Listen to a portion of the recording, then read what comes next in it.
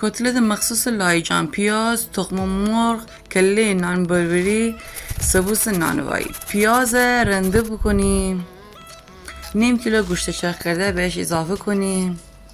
کله نان بربریه که 1 ساعت خیسته کردیم اون آب گیریم به گوشت و پیاز اضافه کنیم.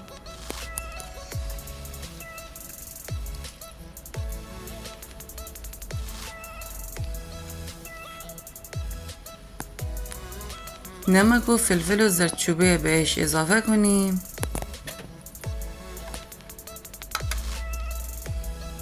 2 دانه تخم مرغ زنیم. بعد قشنگ مواد با هم وزدیم تا قشنگ نان بربریه گوشت امره قاطی بود. بعد دست میان قشنگ فرم دیم تا به شکل کتلت در بیه. بعد سبوس نانوایی میان غلطنی.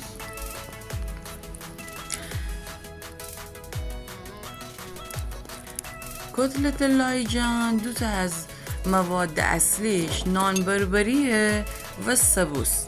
نان بربری باعث به که چسبندگی بیشتری پیدا کنه و سبوس هم باعث به که این آرد سخاری عمل کنه. قشنگ آرد سخاری میان اون چرخنی،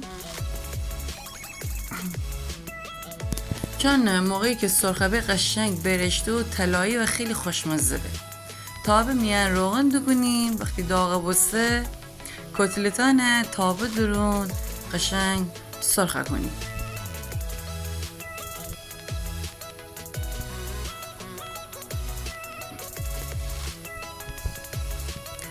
کتلت خیلی غذای مورد علاقه مسافرینه که دور استخر لایجانشون از این ساندویچ خیلی هیند و استفاده کند. وقتی قشنگ کتلتان تابه جه سرخه بسید بشنه وگردنی تا هشنه او طرفم خوب سرخه بود. ببینید چه قشنگ و طلایی و برشته در با ما. من که خیلی دوست دارم. حالا ایتا جمع کنی.